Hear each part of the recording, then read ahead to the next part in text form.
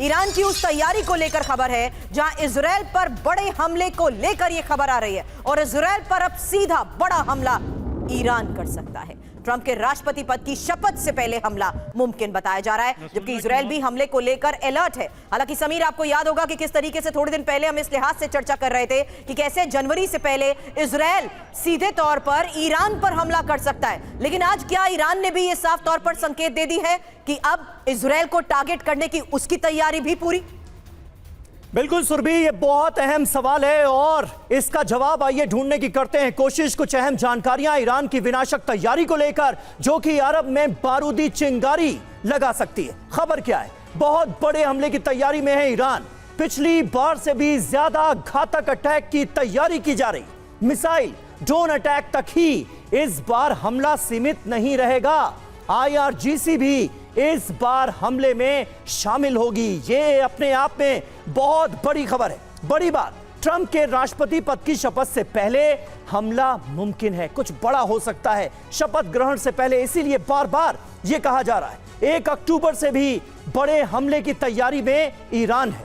जंग में IRGC क्यों, यह सवाल होगा आपके जहन में। इजराइल को बड़ा जवाब दरअसल देना चाहता है ईरान। 26 अक्टूबर को ईरान पर हुए हमले का बड़ा बदला लेना चाहता है। अपने सैनिकों के मारे जाने का बदला लेगा IRGC और यही वजह है कि इस बार बड़े हमले की तैयारी की गई है। कैप्टन शैलेंद्र हमारे साथ मौजूद हैं। शैलेंद्र जी, किस तरह से आप देखते हैं ईरान की इन बड़ी तैयारियों को और क्या ईरान इस तरह के बड़े हमले अंजाम देने में सक्षम आपको नजर आता है? IRGC का अगर डायरेक्ट इन्वॉल्वमेंट होता है तो अभी तक जो प्रॉक्सीज के जरिए लड़ाई लड़ी जा रही है ये इससे बिल्कुल अलग होगा, बिल्कुल जुदा होगा और इसका पैमाना भी बड़ा होगा। जय हिंद, नमस्कार। अगर आप ईरान की तैयारी देखें तो ईरान जरूर पूरी तैयारी करेगा कि इजराइल के ऊपर अटैक करे। आपका सवाल कि क्या वो ट्रंप के शपथ लेने से पहले और बाद में, दोनों ही चीज़ों को अगर आप एवेलुएट करें तो अगर वो पहले करता है तो उसे ये एडवांटेज मिलता है कि ट्रंप को एक प्रेशराइज्ड एनवायरनमेंट दिया जाएगा कि वो पीस के लिए काम करे, कि इसको रोकने की कोशिश करे and he should win over it so that दुनिया में यूएस का स्कोर हो जाए। रही बात ट्रंप जैसे ही टेक ओवर करते हो उसके बाद अगर आप अटैक करते हो तो ट्रंप के पास वो पीस इनिशिएटिव से रिलेटेड चॉइस नहीं होगी क्योंकि इजराइल उसकी मानेगा नहीं। जहां तक बात है IRGC इन्वॉल्वमेंट, अगर आप पिछला अटैक देखें जो इजराइल ने किया, क्लैरिटी के साथ उन्होंने मिलिट्री टारगेट्स अटैक करे हैं, IRGC के हेडक्वार्टर्स को अटैक किया है, लॉजिस्टिक डंप्स को अटैक किया है। सो ऑब्वियस बात है कि विद इन ईरान IRGC और ईरानियन गवर्नमेंट को दिखाना है, खमेनी ने दिखाना है कि IRGC इज अवेंजिंग, वो बदला ले रहे हैं इजराइल के साथ अटैक के साथ। इससे ऑफकोर्स एक इंटेंसिटी ऑफ अटैक जरूर बढ़ जाएगी।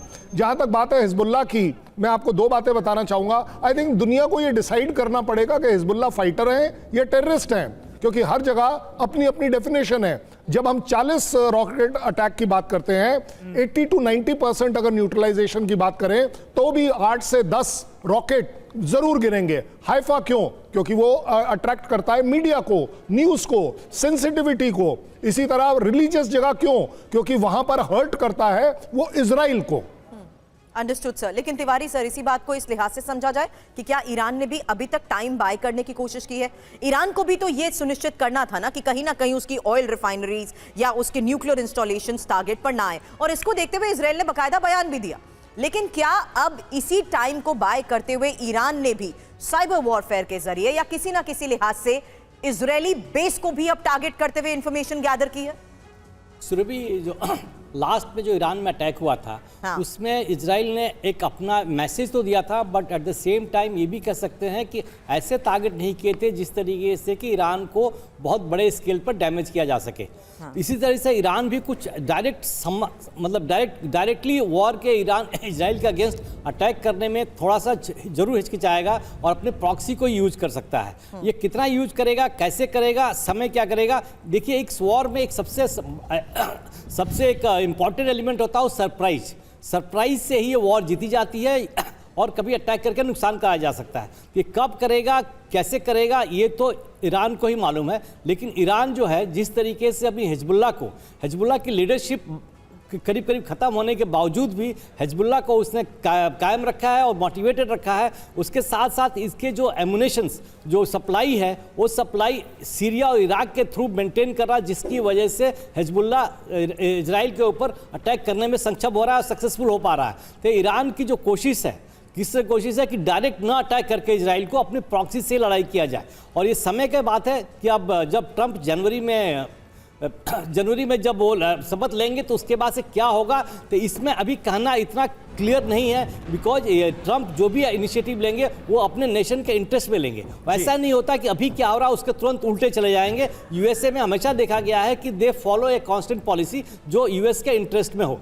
ईरान को भी डर है, ईरान सामने खुद लड़ाई में नहीं आ सकता कि उसको डर है, क्योंकि उसके जो ऑयल डिपो है, न्यूक्लियर डिपो है, उनका भी डिस्ट्रक्शन इजराइल कर सकता है। इसका डर ईरान के अंदर बहुत ज़्यादा है और इजराइल बहुत कैपेबल है डिस्ट्रॉय करने के लिए। ईरान जो भी कदम लेगा, जो भी स्टेप लेगा, वो वॉर को तो बंद करने नहीं देगा, बल्कि लेकिन उसको एक्सकलेट करने के लिए ऐसा नहीं कोशिश करेगा ताकि इजराइल सामने से आके इसके जो इंपॉर्टेंट इंस्टॉलेशंस हैं या स्ट्रेटेजिक टारगेट्स हैं उनको डिस्ट्रॉय कर सके।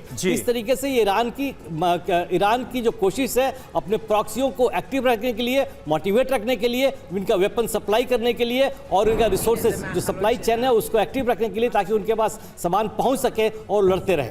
बिल्कुल तिवारी जी, ये बहुत महत्वपूर्ण बात आपने कही और अमेरिका के रुख को लेकर जो बात है वो भी अपने आप में बहुत अहम हो जाती है, क्योंकि जाहिर है अमेरिका के लिए भी आसान नहीं होगा कि जंग को लेकर जो उसका पुराना रुख था उसमें अचानक से वो डोनाल्ड ट्रंप के शपथ ग्रहण के बाद बड़ा बदलाव कर दे।